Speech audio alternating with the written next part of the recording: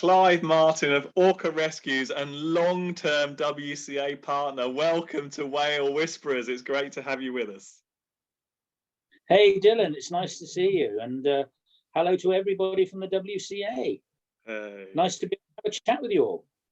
Thank you, Clive. Wonderful. Now, you and I go back a long way, and we've done plenty of whale watching tours together over the years. And I know you've always got good stories to tell, so I'm so glad that you're on Whale Whisperers with us today.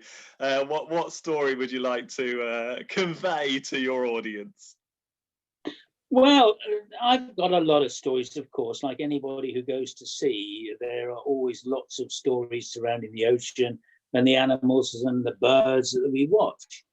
But I'm afraid to say that some of the stories that I have actually involve yourself, Mr. Walker. Oh, really? And I'm sure I mean telling you. And I have several, but I'll pick out one in particular because it was fascinating. And can I just perhaps intro to everybody that as a whale whisperer, I do it very differently. I'm a big ship whale whisperer, so I try to guide a lot of people, literally over 1,000 plus at a time. My auditoriums for my talks are of that sort of number. My deck watches can be incredibly busy with up to 300 people plus at those deck watches. So a lot of fun, but it needs a lot of organization to try and get people on to the animals that they so desperately want to see. We've seen them. They really want to see them, particularly when it comes to the big whales. And I will explain to them, of course, that it's not just the blue whales. It's not just the humpbacks. There are animals in the ocean that they probably have never heard of. Okay, what shall I mention? Cuviers, for instance, the Cuvier's beaked whales, the mysterious animals of the oceans, and they are absolutely brilliant. And I know you and I have always had a fascination with these beaked whale species, and we've seen quite a few between us. So there's no question, doubt about that. But on one occasion, I was out on the decks, and we're using the 12-hour clock face to try and get people onto the animals. So 12 o'clock is right on the nose of the ship, and 6 o'clock is astern of us. So I give a shout to everybody. I was working on the bridge of the ship at the time, so I was using the microphone. Ahead of us, we had a little ship coming down the port side of the ship that I was on at the time. And I had picked up that there was quite a bit of splashing on the bow of this vessel. So up came my binoculars, and I got onto what was a quite incredible sight. I've never ever seen it before. And I tried to get you onto it. Okay, so you were a tour leader, and you were doing your job in a different part of the ship. And I so desperately wanted you to see it because of our interest in the beaked whales, because what I actually had in my binoculars was a bow riding Cuvier's beaked whale. Wow. Which photographed. And try as I might, I could not get you onto it. For some extraordinary reason, you didn't seem to know where the bow of the damn ship was.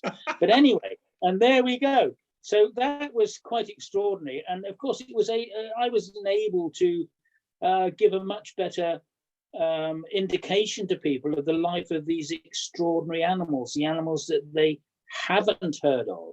Not the humpbacks, not the blues, not the big fin whales, but these extraordinary, mysterious beaked whale species.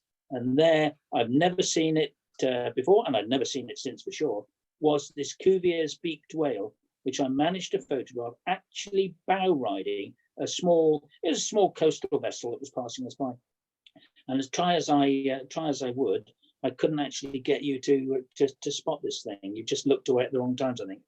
But I did get a of it, and there was absolutely no question what it was. Quite extraordinary. I've never seen any beaked whale bow riding before. Whether it was just getting the devil out of the way of the ship, but it certainly looked like it was bow riding. But possibly it was just making an escape. There you go. I mean, that is an amazing story. And just to sort of set a little bit of context for those people who don't know so much about whales, I mean, these beaked whales, normally they are incredibly shy of vessels, of ships, aren't they? So to have one actually riding, and bow riding is it sort of riding like surfing, really, the pressure wave that's being pushed ahead of the ship as it moves forward. So this is very exceptional. Yes, I mean, everybody knows that dolphins do this, of course, and many people have gone out on whale watch or dolphin watching boats and seen the bow riding, as it's called, the bow of the ship, the subsurface pressure wave. Dolphins get onto it and they have a bit of fun, a little bit of surfing. Out come the surfboards and they enjoy it. Fantastic. But I've never seen it with a beaked whale, ever, ever, ever. So it really was quite an extraordinary experience. Yeah. That's awesome. And you know, I remember many encounters that we had together on board that ship, and generally we were operating at different levels, weren't we? Different heights of the ship, because often I'd be above the where the captain is, up on what we call the monkey island, on the roof of the ship, and you were often on the bridge. Or on the deck behind, and it was so often one of us would see something and the other one would miss it, and then we'd be calling each other, and you know, the other one would then see it, and there was so many different things to spot and miss. Even when you've got lots of eyes watching, it's incredible what gets picked up and missed, isn't it? Yes, but I think there's sort of a feeling between people, the professionals, if you call us that. There's a feeling between the professionals that we know what we're seeing. We know how to put it across as quickly as possible to our fellow whale watchers, and particularly to the guides. And so we tend to get onto it quite quickly. We know what we're looking for, and therefore, when it comes to a shout, for instance, for one of these rare beaked whale species, we've mentioned the Cuviers. There've been others. There's been the sourbees beaked whales. And we both had an experience together with the True's beaked whale, which was quite extraordinary. That was a new find for the area of the Northeast Atlantic that we were working in. So, you know, quite an incredible experience, really. And it was a great privilege to tell people about these animals that they had not heard of, and to say to them, look, you are seeing an animal that is so rare, so incredibly rare, that really take that home with you, enjoy that sighting, because you might not ever see it again. You're one of very few people in this world who have seen these very rare animals. So it's great to be able to do that. Yeah.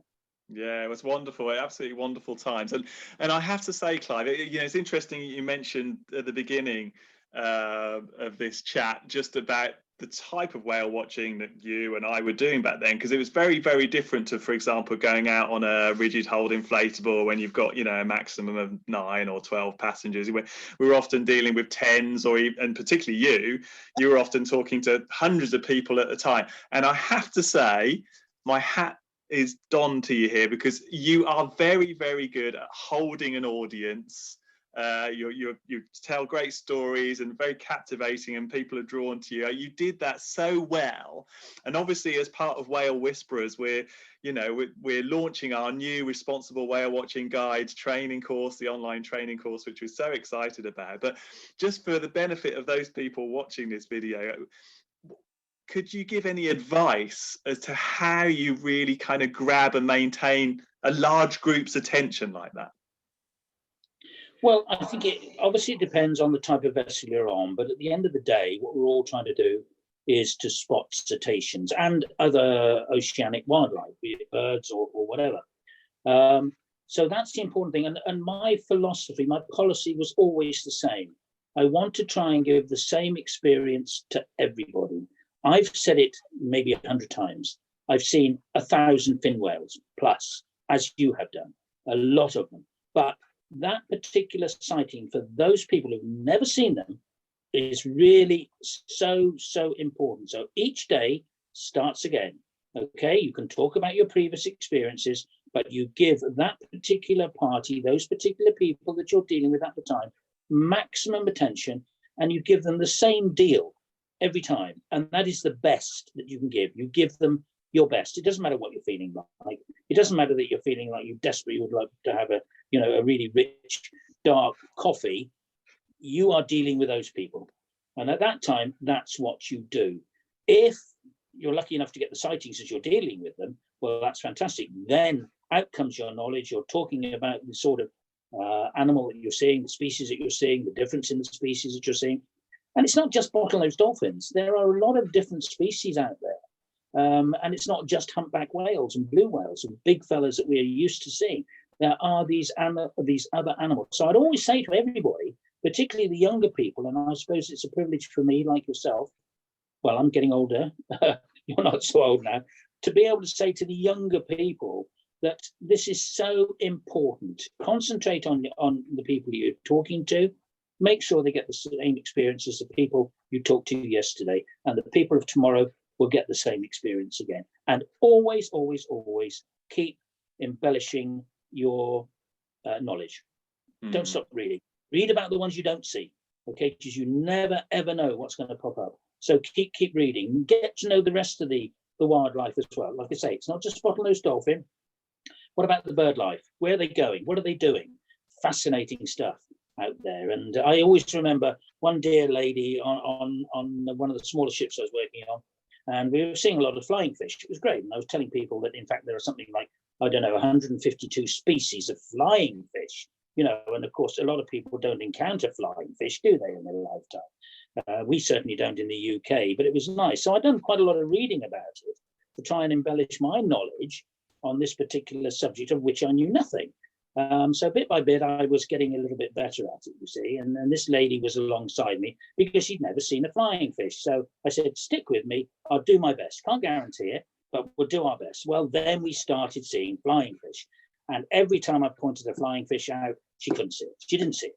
Okay, so it started to get extremely difficult, but she just didn't seem, she needed to go to Specsavers or something like that. Anyway, in the process of time, she actually did manage to see an absolutely fabulous flying fish. I managed to photograph it as well, and I gave her that photo. But a little bit after this, we as we were progressing across the ocean, and it was a beautiful calm day, there was a little patch of weed, and she turned to me and she said, "Is that a flying fish's nest?" And I said, "No, it's not actually. It's just a lump of seaweed." But she actually really thought that flying fish nested because they fly like birds. And so, yeah. Which is logical. It's a logic to that. It is, yeah. I never thought of it actually, but yeah. But I couldn't see any eggs in it, so I said, "No, it's not." Lovely. Clive, thank you so much for sharing your stories on Whale Whisperers. Absolutely wonderful to think back of those memories. Yeah, thank you also for being a WCA partner and supporting the work of the WCA for all these years. Not at all. Good luck to everybody, and let's hope we all get back to normal soon and we start really getting the clients back on board and showing them these fantastic animals. Thanks a lot. Thanks, Clive.